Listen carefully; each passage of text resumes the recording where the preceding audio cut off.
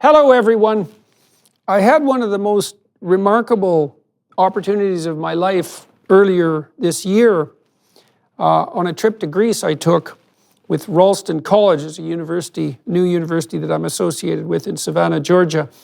We went to Samos with the first class for Ralston College, but while I was there, I had the opportunity was provided to me to go to Turkey, to the ancient town, the ancient city of Ephesus. There's an old library there which rivaled the Library of Alexandria in the ancient world, so one of the world's first repositories of academic knowledge. And Ephesus has been excavated.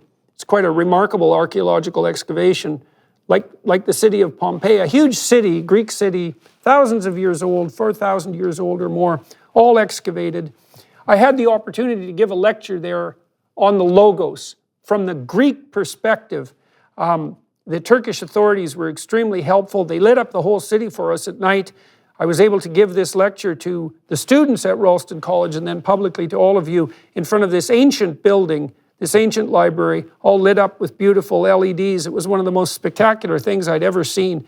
And to be on the grounds of this ancient place to give this lecture was quite the damn thrill, I can tell you that.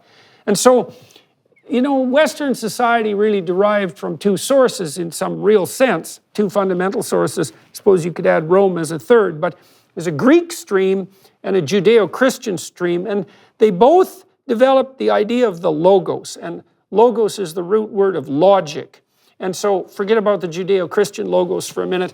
On the Greek side, there was this deep idea developed by Greek philosophers that the world had an intrinsic order, that at the bottom of reality itself, especially on the objective front, the more objective front, there was a palpable, discernible, and benevolent order that would make itself accessible to the imagination and intellectual inquiry of human beings, so that the cosmos was comprehensible, right? That's a great Greek proposition, and that's the proposition of this intrinsic logos. Now, on top of that was laid the Judeo-Christian idea of the logos, which was something like the notion that the divine element of the human being was that of courageous, exploratory communicator. That's the logos idea. And so you can see out of the combination of those two ideas that something like science could emerge, because you'd have the notion that the universe was intelligible in its fundamental structure.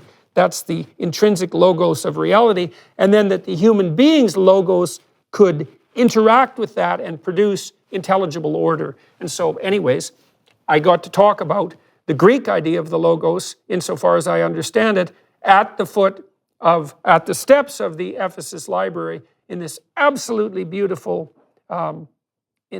locale. And I'd invite you all to listen to the lecture and to enjoy it with any luck and to find it useful and engaging. It certainly was a great privilege for me to do this. It was definitely one of the highlights of my life. So, welcome to that, and Merry Christmas. It is a privilege and a pleasure to be here on the steps of the Library of Celsus, here in the ancient Greek city of Ephesus. It was here that Heraclitus first articulated the idea of the logos as the principle and structure underlying reality itself. It was here that the Apostle John lived and died. In the beginning was the Word. And so it is appropriate that Ralston College should come here as we seek to revive and reinvent the university, as we seek to revive our understanding of ourselves and of the world.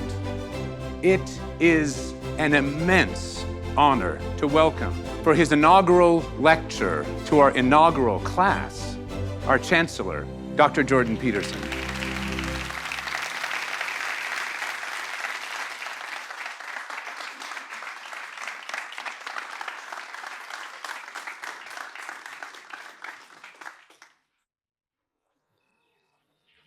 So this is pretty good, eh? So I was thinking today, well, and for a long time, about what I wanted to talk about, and I guess I'm always trying to bring together an unending stream of thought that I've been developing, I would say, for for 40 years, really. And I thought I would try to extend that tonight, maybe farther than I've been able to manage before. And this seems to be exactly the right place to do it. In Stephen's opening remarks, he mentioned that this geographical locale is very tightly associated with the emergence of the idea of the logos, particularly on the Greek side, but also, as it turns out, on the Christian side. And it's really the bringing together of the concepts, the dual concepts of the logos, from the Greek and the Christian side that produced, for better or worse, and hopefully for better, the modern world. And so I want to walk through some ideas that I've been developing tonight and make comment on them and see if I can lay them out in something approximating an intelligible form, which would be the right thing to do, given that we're talking about the logos. So you might think about the logos. It's worthwhile and useful to think about the logos as something like the intrinsic order of the cosmos. Of course, that begs the question in some sense, well, a number of questions. What do you mean by intrinsic? What do you mean by order? What do you mean by cosmos? And you could break the cosmos down to begin with in something into two subcategories, macrocosmic and microcosmic. And you can think about the microcosm and the macrocosm in a purely objective sense. You could think about the microcosm as the hidden world beneath the resolution of our vision.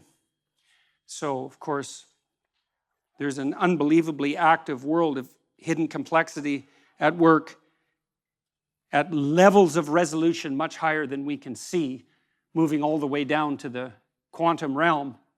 And as scientists, we've been very good at elucidating the nature of that microcosm. And then you can think of the macrocosm as the external world that extends up above us into the objective cosmos itself. But there's another way of thinking about that that brings the psychological on board, and that is that the microcosm is, in some sense, the objective material world that beckons at higher levels of resolution. But the macrocosm is something more conceptual and psychological rather than something objective and external. And so that's a good thing to keep in mind as we move forward through this exercise in thought. Another way of thinking about this, so we can hit the underlying conceptual target from a multitude of different dimensions, you could also think that we're beset by two mysteries in some sense. We have the world of what matters, and the degree to which the world of what matters is the most real is indeterminate, because it depends on how you define reality. If you define reality as that which exists in the objective world, then the world of what matters is not fundamental. But it's my observation that we act as if the world of what matters is more real than the world of matter. And I think, in some sense, the most compelling evidence for that, even to a skeptic, and it's a pessimistic form of evidence, but it suffices, sometimes pessimistic evidence is the most potent. The reality of pain is undeniable, and it's not amenable to rational argumentation. It announces its existence. And for a long time, I thought, in some real sense, that there was no more fundamental reality than pain. And there's an ethical dimension to that, too, because if you accept the reality of pain, there seems to come with it an impetus to eliminate unnecessary pain. And to some degree, we can understand that as the basis of the moral impulse, and maybe to eliminate the unnecessary pain of the innocent, like the unnecessary pain of children, for example. And so, well, we accept the existence of pain as something so real that we will almost instantaneously act on it. And I would say that's especially the case in the case, say, of infants. And so it isn't obvious what's real because it depends in some sense on how you define the term.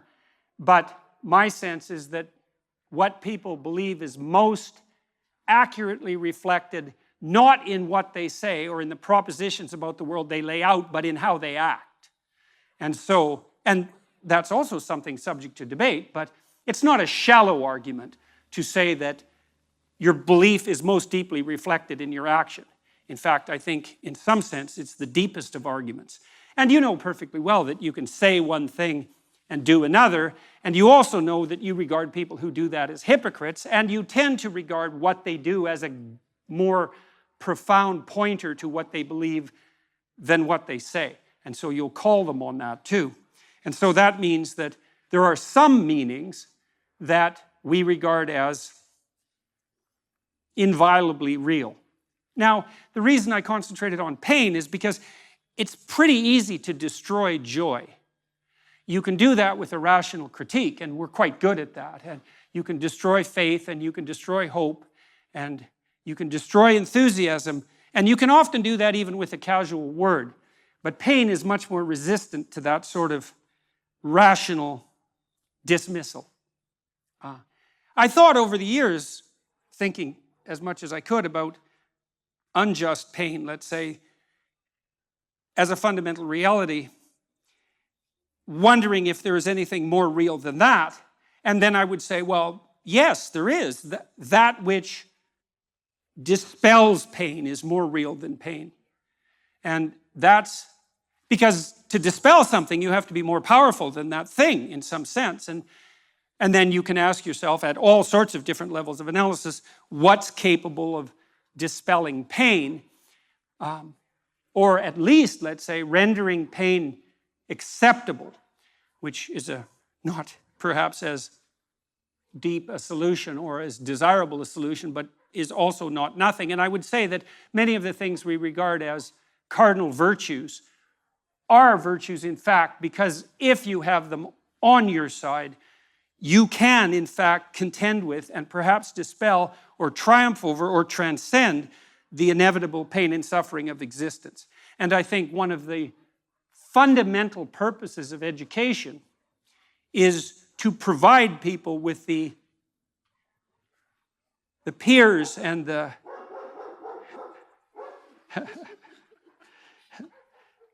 and the allies, to use a word that's been contaminated so terribly, that enable them to stand up nobly in the face of tragedy and still move forward with what is good in mind. And that's a very different purpose than inculcating in people a thoroughly detailed description of the patterns of the objective world. And I'm not saying for a moment that there's nothing useful about the latter, but the former is people starve and thirst in desperation without the former. And those are realities. Now, as I said, if you start out with the axiomatic assumption that only what is objective is real, well, then that argument falls flat, but I think there's no reason whatsoever not to raise the question of what it is that you're using to base your axiomatic definition of reality upon. And I think that noting what people do is a very good pointer to the real. So here's another way of thinking about the logos. For the world to be intelligible, it must consist of patterned regularities. And that might be the great discovery of the Greeks in some sense, that there are patterned regularities that are superordinate to immediate perception, that are in some sense more real. So number would reflect that, for example. Are numbers more or less real than the things they represent? And you can make an argument both ways because, again, it depends on your definition of real. But it's a very difficult argument to make that they're less real. And partly that's because if you're a master of number, there's almost nothing that's beyond your grasp. So if the depth of your wisdom is reflected in the utility of your tools, then almost nothing makes you more powerful than to be a master of numbers. And that seems to point to an ability to grip some element of a reality that's more fundamental, that is outside of immediate perception.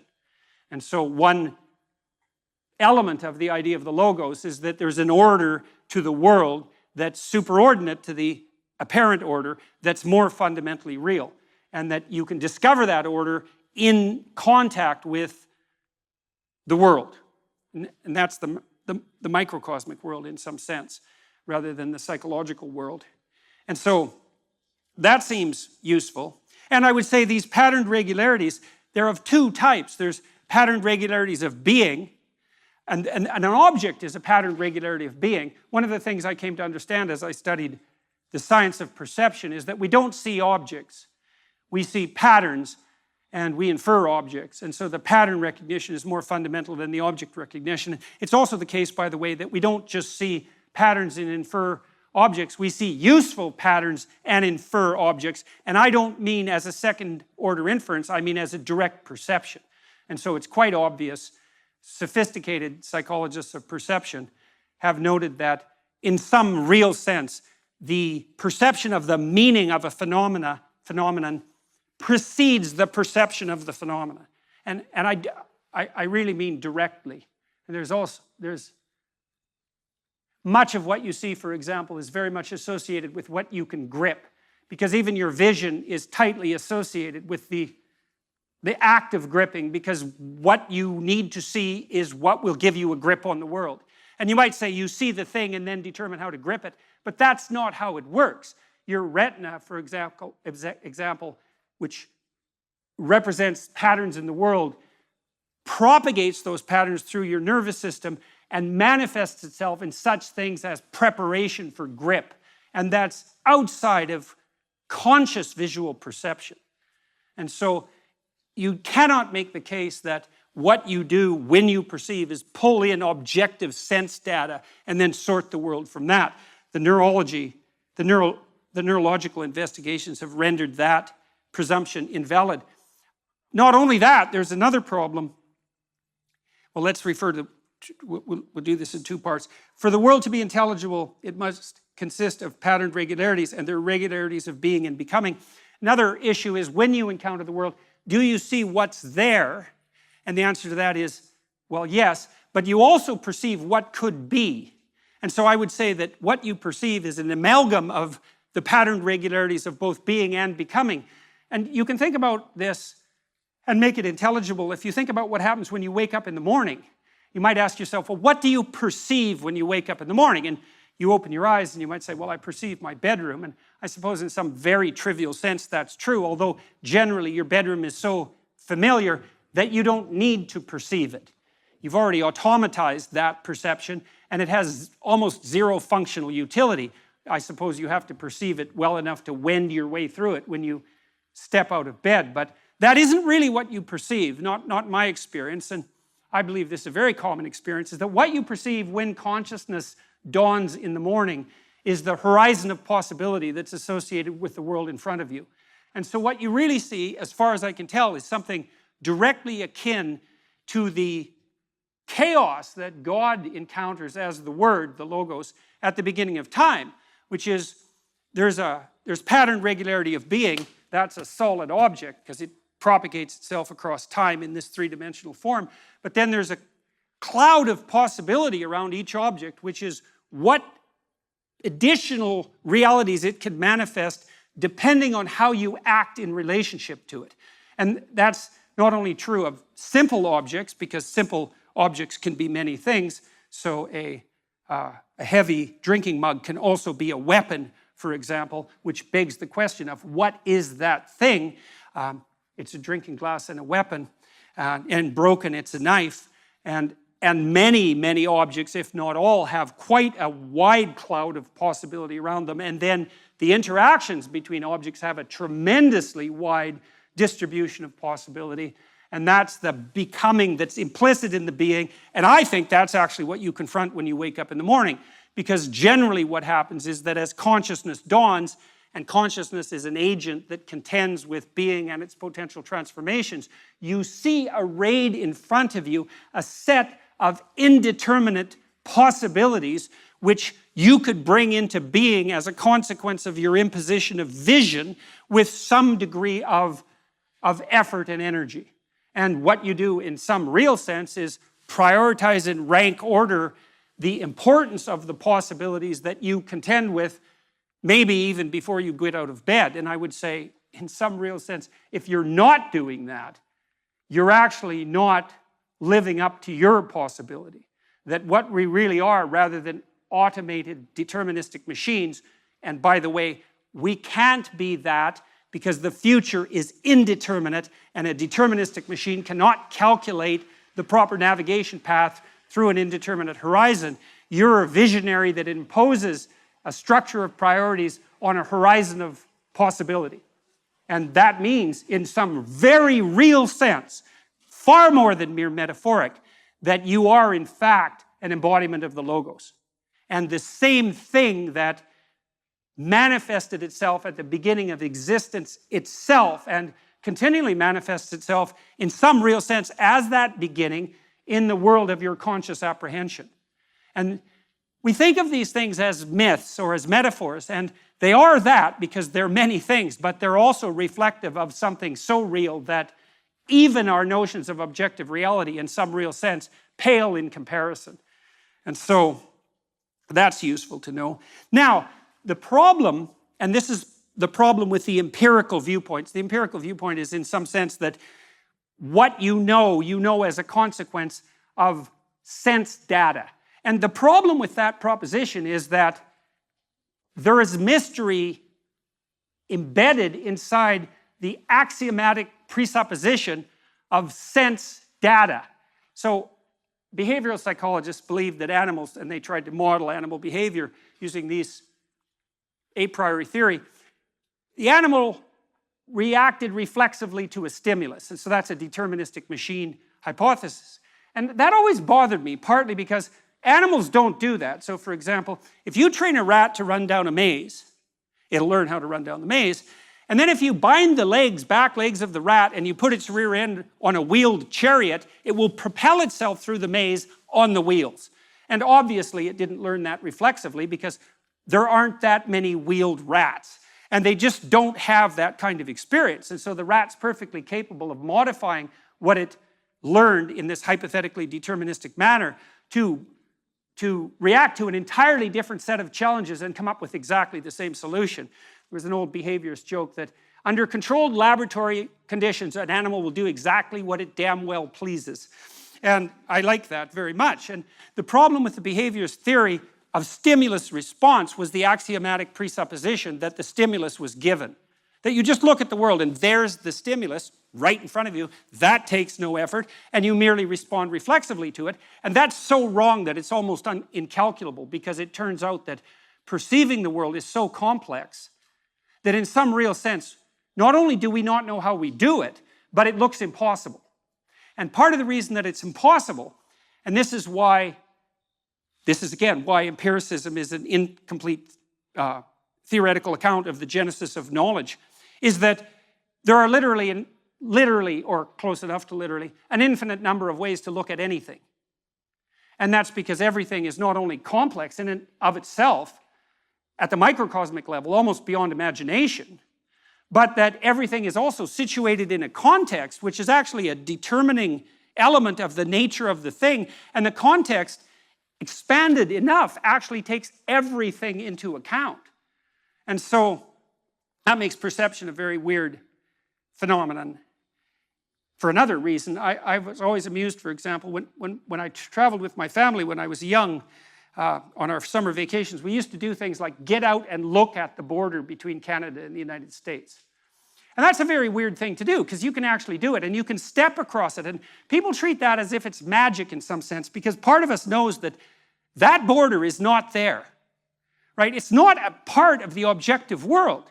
And yet it is, because there you are standing beside it. And then if you look at aerial views, you can see the farmers' fields end exactly where the border is. And so things like borders between countries inhabit this weird space between the objective and the subjective that's a magic space. And it actually turns out that almost everything we perceive has that degree of magicality about it. I've thought also about such things as people's proclivity to go to museums, maybe in Nashville, for example, or Memphis, to go look at Elvis Presley's guitar. And you think, well, what exactly are you looking at when you go look at Elvis Presley's guitar? Because first of all, it's a mass-produced guitar, and so why not just look at another guitar? And you think, well, that's not the same thing. It's like, well, why isn't it the same thing? Because it's not. And the reason is that the guitar is not merely something, and this is the thing you perceive, it's not merely something made up of the guitar atoms, let's say, in the guitar molecules. It's also an artifact that was embedded in a context across a period of time. And that embeddedness of that artifact is part of what you perceive when you see an artifact like a celebrity, something a celebrity owned, or the relic of a saint, let's say. And you can say, well, that's all an overlay on top of perception, and that would be fine, except that's wrong. There's no data, so to speak, that support that viewpoint. That's not how perception works. Perception is unbelievably complicated. So we see regularities of being, and some of those, impediments and affordances is the technical term, we tend to perceive as objects, but we also see the possibilities of being. But the problem with that is that the world of objects, potentially relevant objects, and the world of possibility is vast beyond our comprehension. And so then we have another problem that emerges as a consequence of that, which is a key and signal problem, and the fact that it has been solved precipitously and carelessly, hastily, is actually the reason for the culture war that's raging today. And that is that we have to prioritize our perceptions. We have to prioritize our perceptions to get access to the sense data that hypothetically informs us. We have to see the world through a system of value. And why would I say a system of value? Well, a system of value is a system of priorities, right? Because to value something is to make it more important than other things that it's being compared to. And why do you need a hierarchy of perceptual priority in order to see? And the answer is, well, you can't see everything at once. And so you can only see one thing at a time. And which thing? And the answer is the thing you think is most important to see at that moment. And then the question is, well, and this is the question, why is that the most important thing to see at the moment? So imagine, this is true in the auditory domain, in the tactile domain, all sensory domains. And you think that perception is a passive action and that we act upon the consequences of our perception, and this is just not true at all. There's no level of the analysis of perception neurophysiologically where you can separate action from perception. So for example, when you're looking at the world, although you don't know this, your eyes are moving back and forth very, very quickly. They have to move. If they stop moving for more than 1/10 of a second, you go blind because you saturate the neurons that you're using to perceive so intensely with the repetitive stimulation that they just shut down. And so at a micro level, your eyes are vibrating like mad, and then there are saccades above that are still unconscious, that are less rapid and wider, and then voluntarily, you have voluntary eye fields in the frontal cortex, you move your eyes voluntarily to point to what you want to see, and you do that because the center part of your vision is exceptionally high resolution. Each center vision foveal neuron is connected directly to 10,000 neurons in the primary visual cortex, and then each of those 10,000 is connected to another 10,000. It's very expensive neurophysiological real estate, and if all of your vision was as intensely high resolution as your fovea, which is a very small part of your retina, you'd have to have a brain like an alien, because half your brain at any given moment, especially for human beings, is actually taken up with the problem of resolving the world into conscious vision. And that's all motorically dependent. And so, in some sense, real sense, seeing is very much akin to feeling out. If you're investigating the structure of something like this column, if you close your eyes, you can build a visual image of the column. Blind people, by the way, many of them can draw, just so you know, even if they've been blind from birth, because they generate visual representations of the world. They just don't have light and color. But they still have the sense of the three-dimensional structure of the world. They know what the shape of objects are. They know they can see their loved ones' faces by using their hands as eyes. And we use our eyes as hands as well because we feel out the world with our hands or with our eyes. So don't be thinking that it's passive perception and then an overlay of prioritization and action. The problem of prioritization goes all the way down to the micro level with regards to perception. Okay, so now you have to prioritize your perceptions. Why? There's too many things to look at, and you can't look at everything at once. And so then the question is, well, how do you prioritize your perceptions? And the answer is, well, you make one thing at every moment that actually allows you to act, even to move your eyes, even in a restaurant to focus in on the conversation that your first date is having with you, as opposed to all the other conversations that are going on around you. That's all dependent on motor action in the auditory perception system. To prioritize what you're seeing indicates that you exist within a hierarchy of value. Why a hierarchy? Well, because everything has to exist in your perceptual structure in relationship to everything else. And so, well, let's take the example of the date. Why are you listening to what your new potential partner is saying rather than the background conversations? You might say, well, I want to hear what she has to say. Well, and then you might ask, well, why? And you might say, well, I want to be polite. And you might say, why? Well, I like this girl and I would like to explore the possibility of a relationship. Why? Well, because I believe that having a relationship with someone is valuable, and that's a subset of the notion that having relationships is valuable, and that's a subset of the notion perhaps of having stable, long-term, loving, monogamous relationships are the highest form of relationship, and that's a subset of the notion that, well, as you progress through life, one of the things you do is find a partner and establish a family and perhaps have children and contribute to the community in that way, and that's part of being a good citizen, let's say, and that's part of being a good person. And then there's an outside nesting of that too, because one question might be, well, what do you mean to be a good person? And of course that's the problem of the logos. And the answer to that would be something like, well, I want to be the proper mediator between possibility and actuality, such that the best possible actuality can be manifested by the possibility that I confront. And every bloody thing you do, everything you see, is either nested in a unified hierarchy like that, or it's not. So let's say, what happens if it's not? Well, we actually know what happens if it's not. And let's say you're not unified psychologically in your value orientation. Okay, what's the consequence? Well, entropy. That's the first consequence. It's like, are you doing one thing, which you know what you're doing and can commit yourself to and can actually undertake, or are you so confused that you need to do 15 things at the same time, and you don't know which of them is most important? And the importance, by the way, is diluted by the multiplicity, right?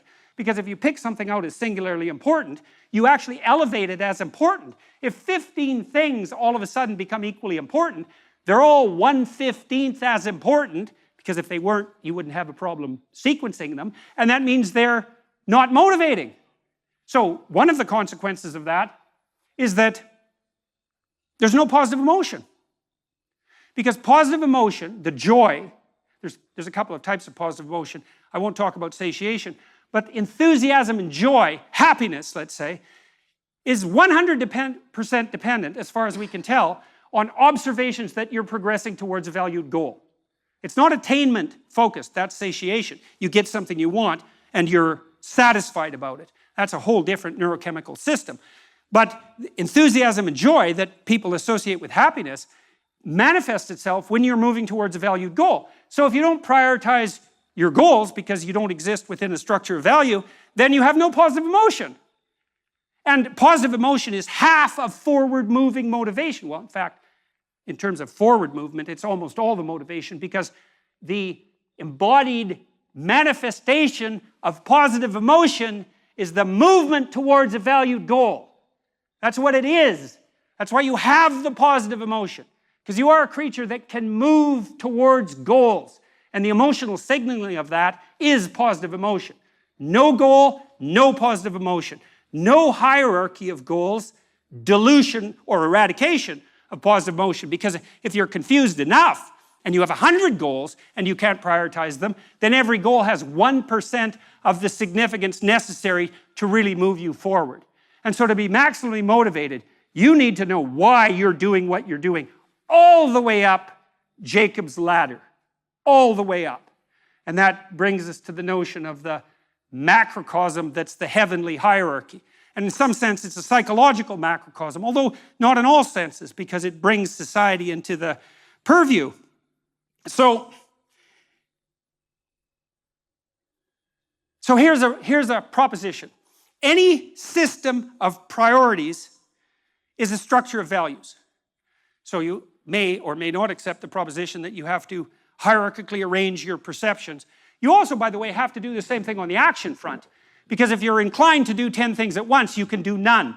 And consciousness, by the way, is a very narrow channel. And we generally can only concentrate on one thing at a time. And the reason for that, in some sense, is because we can only act out one thing at a time. And so not only do you have to prioritize your perceptions, which are action-based anyways, you also have to prioritize what you're going to do, because you have to do the first thing first, and then the second thing, and the third thing, and that's obviously a structure of priority.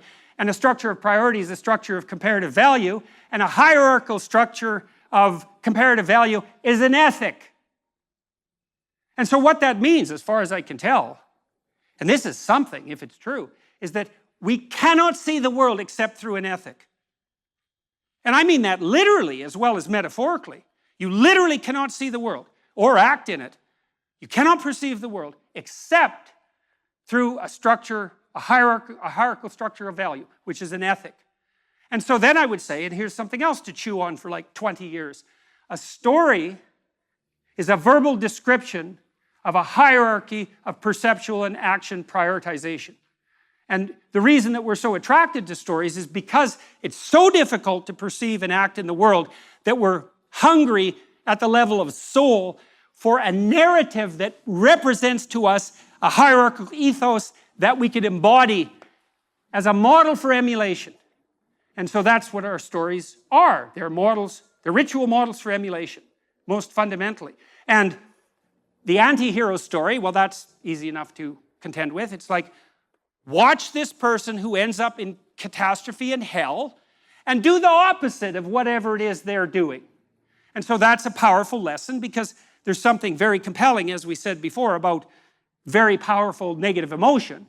And so even if you don't believe in heaven, you might be able to conjure up a belief in hell. And if you can't, I would say, well, you're either not using your imagination, or you're hiding, or so far you're just lucky. But I wouldn't expect that to last.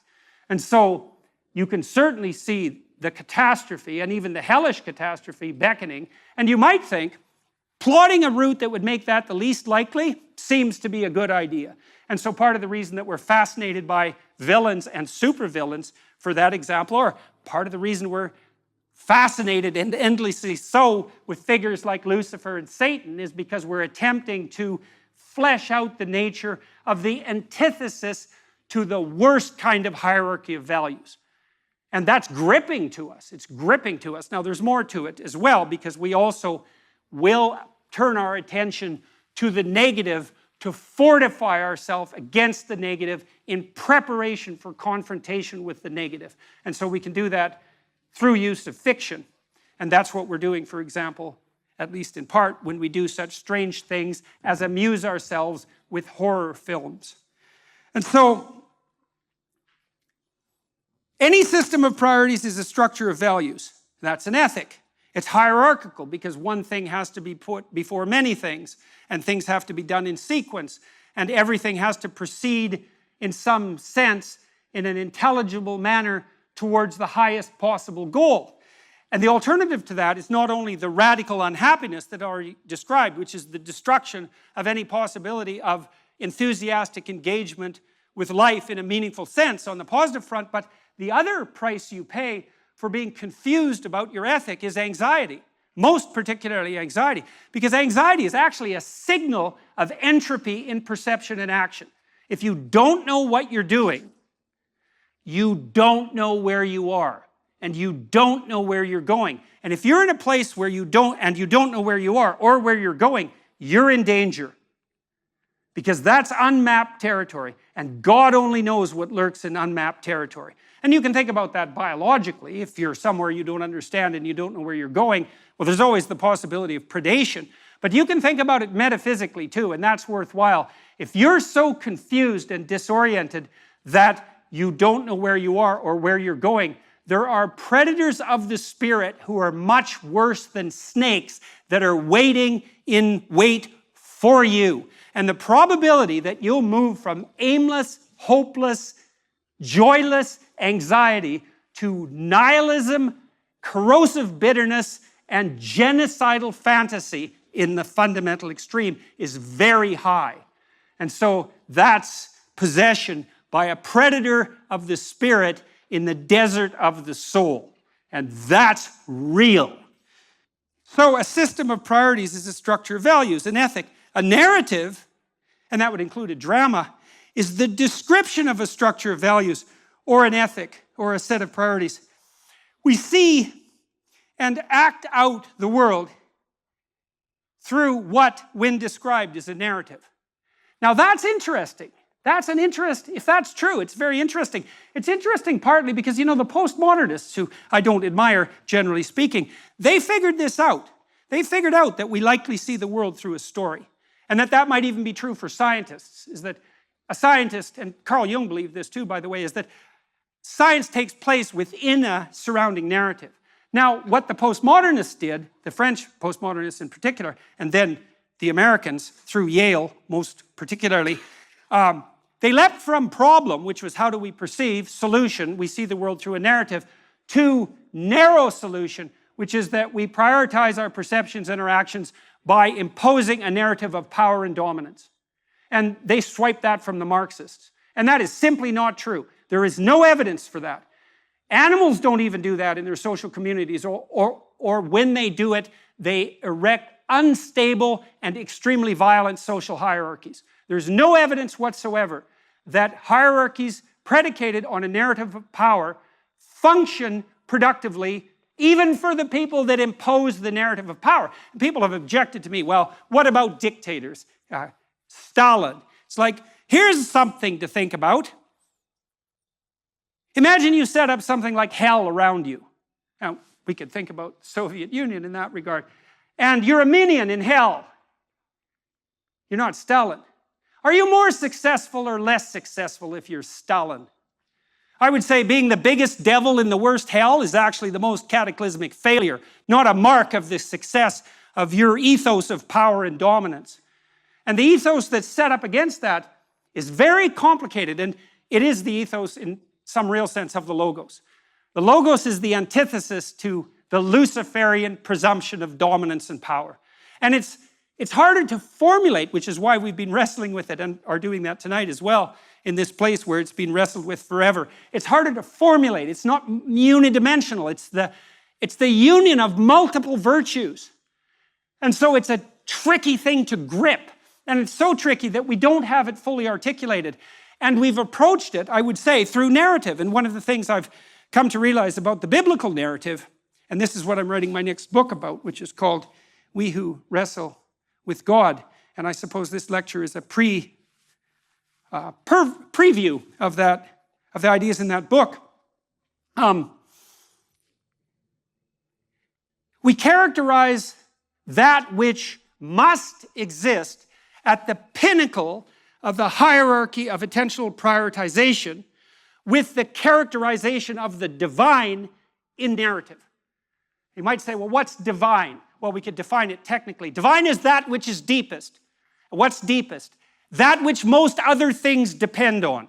That's a good definition of depth. A deep and profound piece of literature, Milton, is the foundation stone for many branches of literature. There's many literary products you can't understand without understanding Milton. And you can't understand Milton without understanding the biblical corpus, which is even deeper and in that sense more profound, given the metaphoric relationship between the idea of profundity and depth. And why is the biblical corpus deep? Well, it's an attempt to flesh out, using narrative characterization, the nature of the spirit that has to inhabit the highest place in the hierarchy of attentional and action priority. And so why would I say spirit? Well, because it's something embodied. It's not a description of the world. It's a pattern you enact and embody. And so when you're called to God and the Logos through the biblical corpus, you're called to allow yourself to be possessed by the Spirit that represents the union of awe-inspiring, imitatable virtues. And then you might say, well, what are those? And I can walk through some of them, just so you get a sense of this. I don't want to do it exhaustively. in the opening chapters of Genesis, which is where the idea of the Logos is highlighted above all else in some real sense, you have this notion that whatever God is uses whatever the Logos is to extract habitable order from potential. And the tohu vabohu, that's the chaos, is a weird intermingling in the linguistic sense of chaotic possibility of the world per se with confusion and psychological disorientation. And so it's an amalgam, that chaos. And it's the chaos you feel when a plenitude of possibilities opens up in front of you, which is destabilizing and psychologically challenging, especially if the purview of possibility is beyond your ability to contend with. But you can see the massive possibility conjoined with a sense of anxiety. That's too much possibility. To bring order to that, you cast your attention upon it and you prioritize it, and God imposes a benevolent order upon that chaotic possibility, extracts from that chaotic possibility the habitable order that is good. And the reason that the habitable order that's extracted is good is because God uses the Logos, which is something like a combination of orientation towards the highest possible good, which you could think of as love, and truth. And one way of characterizing the imitatable manifestation of the Logos is that it's the nexus of love and truth. And I think it's truth embodied in love, or embedded in love, with love being superordinate. But that's a partial description, and it's disembodied and abstract in some sense, and doesn't have the grip necessary to compel you to act, to imitate. And so what you see in the biblical corpus are continual representations of the spirit that must occupy the highest place in the hierarchy of imitable, mimicable action as a pattern that possesses your perceptions and actions and calls you into the world. And so, for example, in the story of Adam and Eve, once Adam and Eve are thrown out of the garden because they become prematurely self-conscious and prideful in some real sense, God is presented as the spirit that you walk with when you walk unself-consciously in relationship to the highest in the garden. And that's actually an experiential reference, as you imagine you're having a particularly good day in a particularly beautiful garden, like the day we had today. It's like, are you closer to God? Well, the answer is, experientially, well, yes, because you feel that your existence is imbued with a deep sense of appropriate significance. And that's not a rational, secondarily derived argument. It's primary. It's a primary experience. And part of what the biblical corpus is trying to do is to lay out the nature of the spirit that inhabits you when you're oriented towards the highest possible good, and to point out that that's phenomenological, it's experiential, it's existential, it's embodied.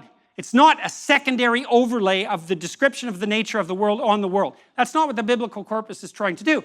So in the story of Cain and Abel, what's God? God is that which calls you to make the appropriate sacrifices and calls you on it when you don't. And try to escape that and see what happens. We know perfectly well, that that's a pathway to hell. And you might say, I don't believe in hell, and I would say, that means you don't know anything. Noah, who is God, or what is God in the story of Noah? The spirit that calls the wise to prepare in the face of crisis. Do you abide by that or not? Well, you do if you're wise, and you do if you care about the people around you. Abraham, what's God?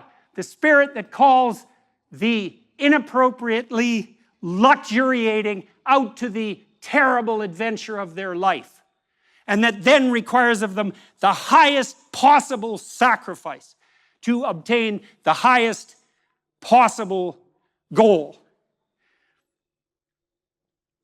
In Exodus, what's God?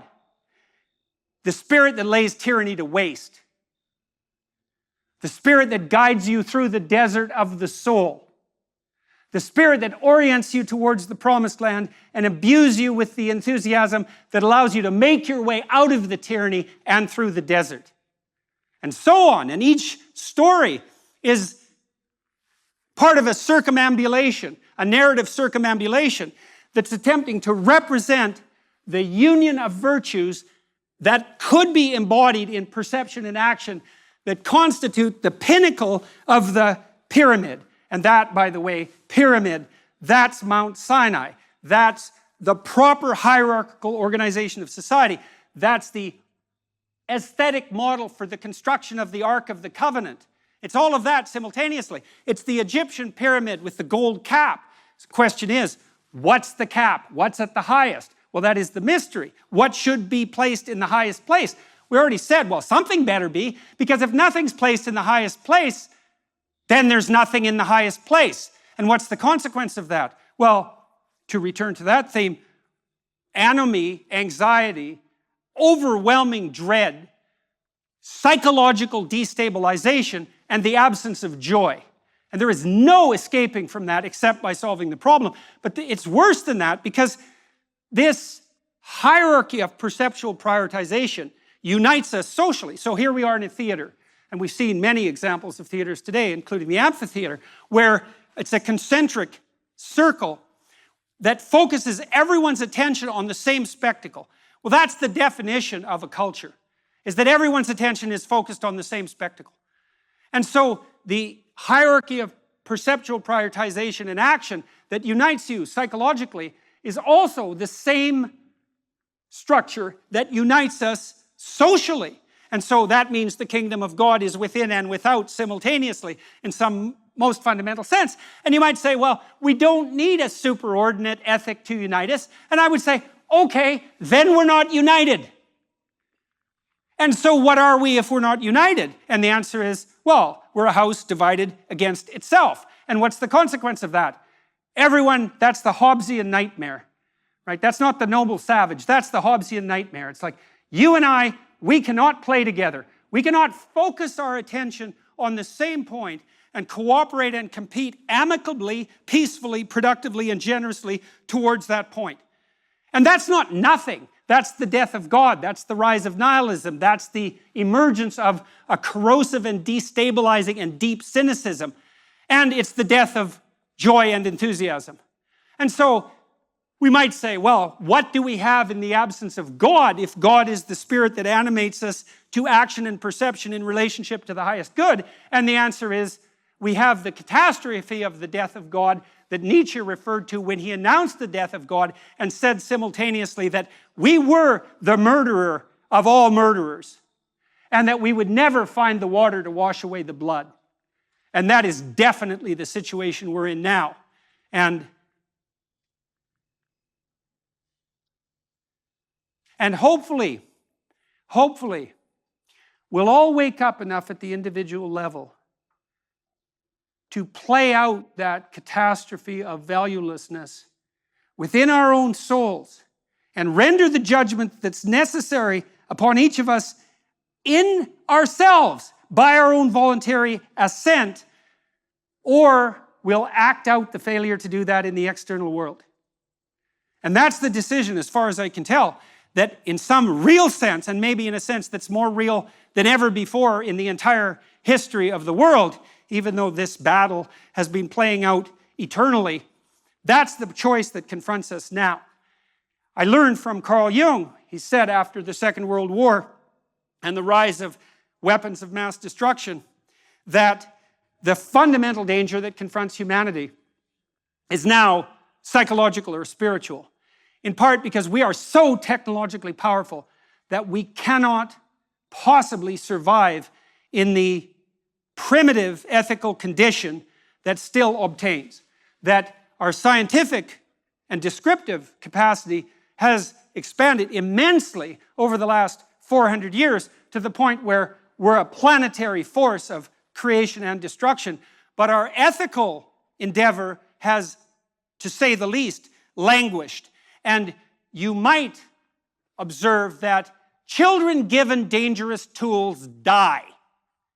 And so we have these dangerous tools, and that means, as far as I can tell, that we better become the people that can wield them with wisdom. And that's going to mean, like it's always meant, a return to the source, right?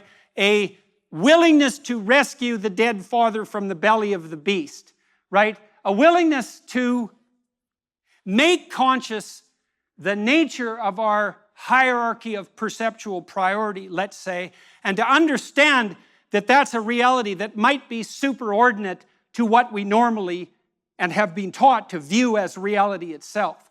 And that the biblical notion that in some sense the Word is the precursor to being itself actually turns out to be true. And it's a terrifying idea because it means in some real sense, and I also believe this to be the case, and I think it's also reflective of the deep notion of the Logos, what that means is that in some cosmic sense, it's on you. And you know, we have this notion that human beings, men and women alike, are formulated in the image of God, in the image of the Logos. And we believe that. And what do I mean by that? Well, it's an axiom of our laws. It's an axiom of our constitutional system, certainly in a country like Britain or America, any of the Western democracies, and to a large degree, any country that can function at all. There's the presumption that each person is a locus of divine value. And you think, well, do you want to live in a society that assumes that? Or do you want to live in a society that doesn't? And then you might also ask, do you want to have friends that assume that of you? Or do you want to have friends that don't? And the same thing might apply to the people that you love in your actions towards them. How are you treating them if you treat them properly? And I can't see, even speaking merely psychologically, that you can love someone and not treat them in some most fundamental sense like they're a divine locus of value. I think those are the same thing. And you can quibble about the linguistic representation necessary to derive that conclusion, but have it your way. You're going to act out your decisions one way or another. You're going to learn in the world just exactly what attitude you should bring to bear if you want to elevate those around you and simultaneously do the same to yourself. And you will find that if you do that, to the degree you do that, you are treating each person as if they're a divine locus of value and responsibility. And that's a terrifying thing too, because I read something once, I don't remember who said it, that God is a circle whose center is everywhere and whose circumference is nowhere. And I read commentaries on that idea indirectly, obliquely, by Dostoevsky and Solzhenitsyn, and Jung as well, perhaps above all else, stating that we are each a center of the world. We each have a cosmic role to play. And you can think about it this way, and this is a useful way to think about it. You have potential within you to match the potential that's without, let's say. And we all upbraid ourselves and call ourselves out on our failure to manifest that which is within us. And so here's a proposition for you. The world is languishing to the degree that you are not all you could be. And that could really be the truth. And to the degree that we're made in the image of God and made in the image of Logos, and also the entity that has to undergo the tragic death that's represented by Christ, and maybe the encounter with hell that's part of the story of the resurrection. That's us. That's what we face. And so I'll conclude my discussion of the characterization of the spirit that occupies the pinnacle of the hierarchy of attentional priority with the story of the Passion, which is the full embracing of the catastrophe of life. That's what it calls us to. And religious or not, one thing you might notice is that a good proportion of the entire planet has been obsessed with the figure of the crucifixion and the story of the Passion for 2,000 years. And even as an unbeliever, whatever that means, you have to take that seriously. Now you can write it off as a delusion. Freud tried to do that, and so did Marx, but you have to ask yourself, well, if it's a delusion, why didn't people pick just something happy to look at instead of something utterly dreadful? And I say utterly dreadful because, and this is the truth as far as I can tell, what the Passion is a distillation of tragedy. So imagine that in order to contend with your life, you have to be willing to embrace its darkest elements. You might say, why? And I'd say, well, hey, the darkest elements are there and they're coming. And if you're not prepared, it's going to be far worse than it has to be, at minimum. And maybe it'll just lead to your destruction in ways that are worse than death. And that's a high probability. And so in order to live fully, you have to confront life fully. And that means you have to accept the unjust sacrifice of the innocent in some real sense. And that's you. And that's not even enough. You see, in the Christian passion, why is it the ultimate tragedy? Well, tragedy is undeserved catastrophe, let's say. Well, then you amplify the catastrophe. Youthful death, torturous death, death with foreknowledge, humiliating death, death at the hands of the mob, death as a consequence of betrayal, death in the purview of your mother's vision, death despite your innocence, death despite your moral virtue, death despite the moral virtue that you have that everyone knows about and recognizes and still sentences you to death. Death at the hand of a tyrant, death at the hand of a nihilist. And then that's not enough, because in the cloud of myth that surrounds the characterization of the embodied logos, and that's Christ, following the radical acceptance of death is the radical confrontation with hell. And that's the harrowing of hell. And the story there says, in order to open yourself up maximally to the possibilities of life, not only do you have to contend with the tragedy of your own innocent sacrifice and be on board with that fully or pay the price, but you have to confront the gates of hell itself. And you might say, well, what does that mean? And you know, our culture has been obsessed in principle since the end of the Second World War with what happened in Nazi Germany. And that's as good an example of hell as anything that could be presented to the corpus of unbelievers who disavow any recognition of hell.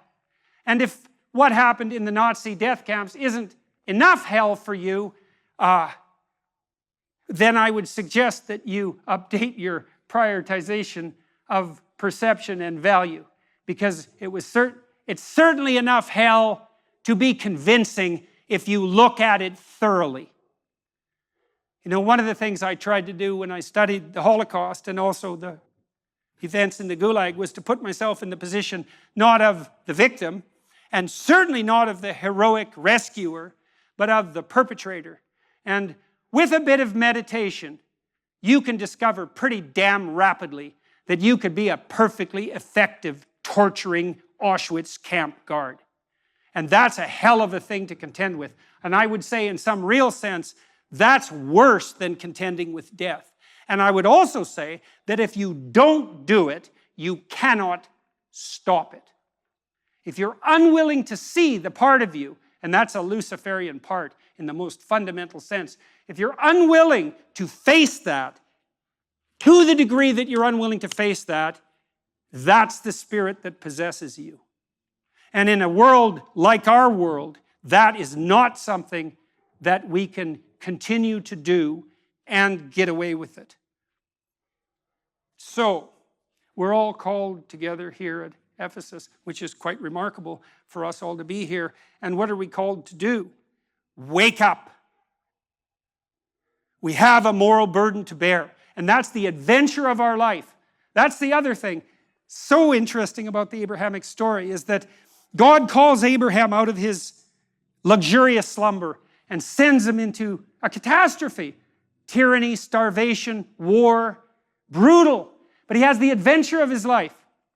You might say, well, it's the adventure of your life that justifies the catastrophe of your life. It's not some simple-minded, juvenile hedonism or desire for comfort. That's not what we're built for. We're built for the adventure of our lives.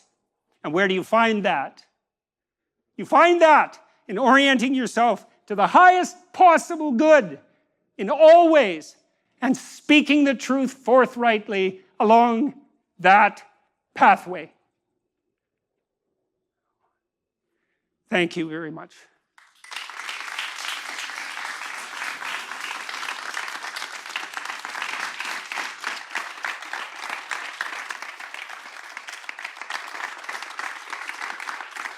Join me again in thanking Dr. Peterson for joining us tonight.